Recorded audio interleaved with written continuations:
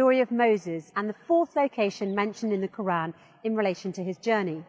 After Moses settled and had a job and wife in Madian, he stayed there for a long time, but he was determined to go back to Miz. As he was on his way to Miz with his family, he reached the valley of Torah, where God called him, "Verily I am thy Lord, therefore in my presence put off thy shoes, thou art in the sacred valley Torah." The sacred valley Torah is the location where Moses spoke to God. This valley is next to a very high and huge mountainous structure called the Tor. The Quran says, "And we called him from the right side of the Tor and made him draw near to us." This implies that the very high and huge mountainous structure called the Tor is in the same location of the sacred valley of Torah. The question that comes to mind here is, where is this location? Where is the sacred valley of Torah, and in which country? Let's check the map. If Moses is returning from his family from Madian, then clearly he would enter Miz from the south, which implies he would pass through Abyssinia and the eastern north of Sudan. Indeed, on the current borders of Sudan and Abyssinia, and specifically on the Abyssinian highlands, is a valley named Tor. You can find this information in the book of James Bruce, a Scottish explorer who was the first to follow the Blue Nile from its source until it meets the White Nile. On the 29th of November 1772, Bruce arrived in Aswan and published his book, Expeditions to Discover the Sources of the Nile between 1769 and 1773. It's considered one of the most authentic books that examine the River Nile Valley. About his trip from Ethiopia to Egypt, he mentioned a significant piece of information. He referred to a town called Al-Gadarif, a town at the border between northern Sudan and the Abyssinian highlands. Its true name was Tor. Bruce illustrates the map of Miz before the recent borders between the north and the south. On the map you can easily locate Tor next to Abyssinian Heights. From a geographical perspective, Tor, or the city of Al-Gadarif, is located in the Ethiopian hills at the border with Sudan.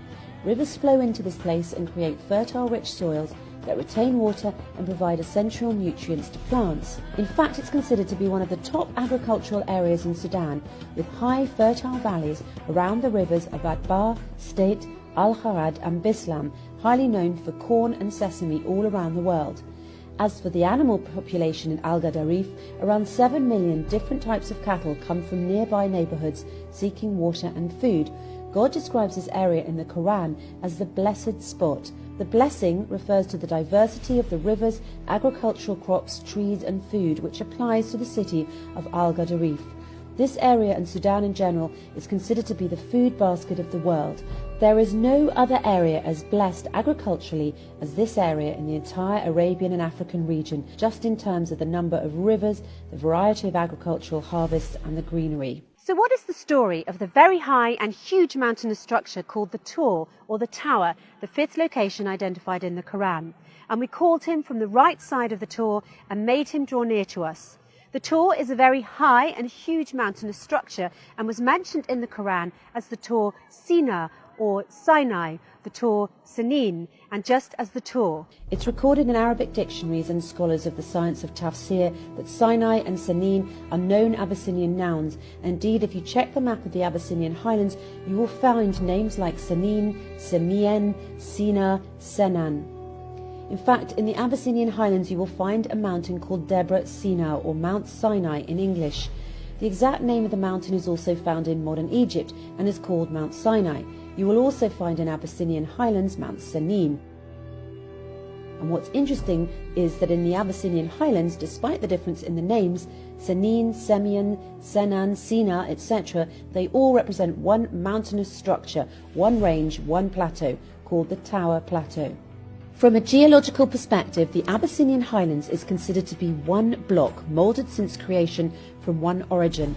This range is called the Abyssinian Tower, also referred to as the African Tower, because it is the biggest group of mountains with a height that extends in one chain in Africa for a very long distance, 519,278 kilometers squared. That's why Ethiopia is sometimes referred to as a tower.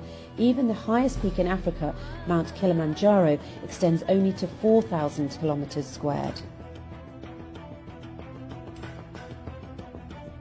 The Abyssinian Heights has been referred to as the African Plateau or the African Roof, with different heights exceeding 4,000 metres to a maximum of 4,500 metres. As for the Sinai or Sina mountain in modern Egypt, Its average height is only 2,300 metres, and the area of Sinai altogether is 61,000 kilometres squared.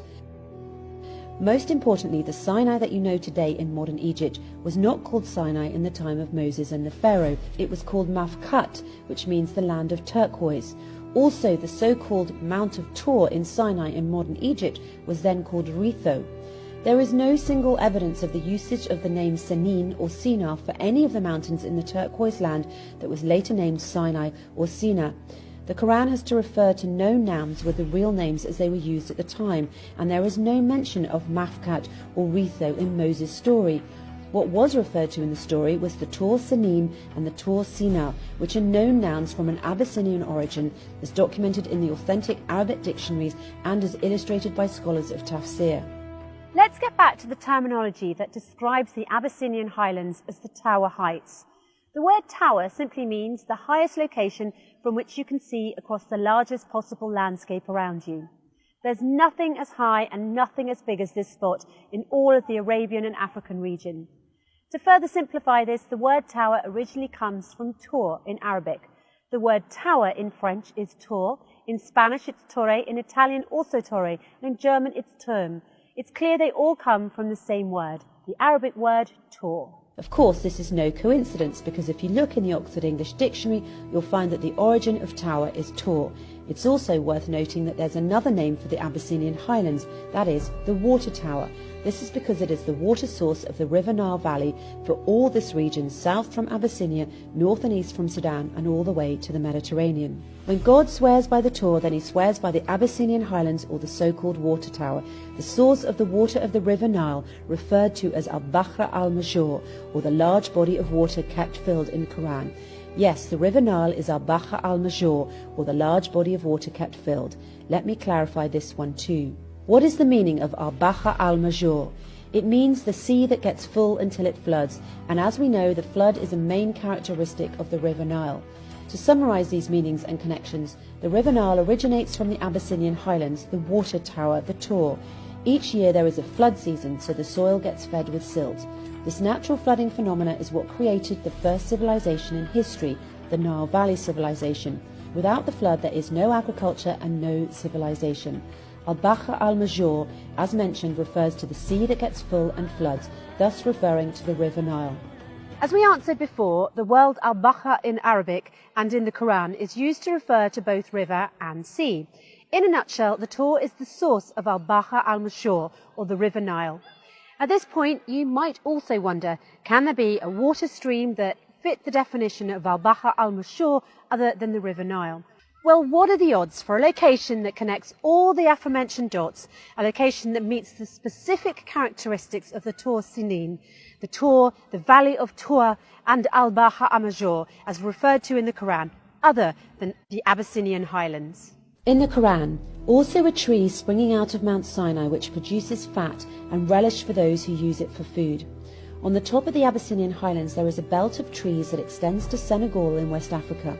It's called the trees of sheer butter that grows only on the equator, and their fruits contain butter that has an ivory colour. The sheer butter trees only grow in Africa on their own accord without interference by humans. They're a blessing from God to the Africans. They support the people in their lives so they can use them in their nutrition, as a medicine, and to protect their bodies from the heat of the sun. The sheer butter tree is also called the tree of life. It's a source of income for Abyssinian and African women because women in Africa are the ones who gather the sheer fruit, wash and dry it, and grind the seeds to extract the butter. This tree has an extended lifespan, producing fruits for more than 400 years.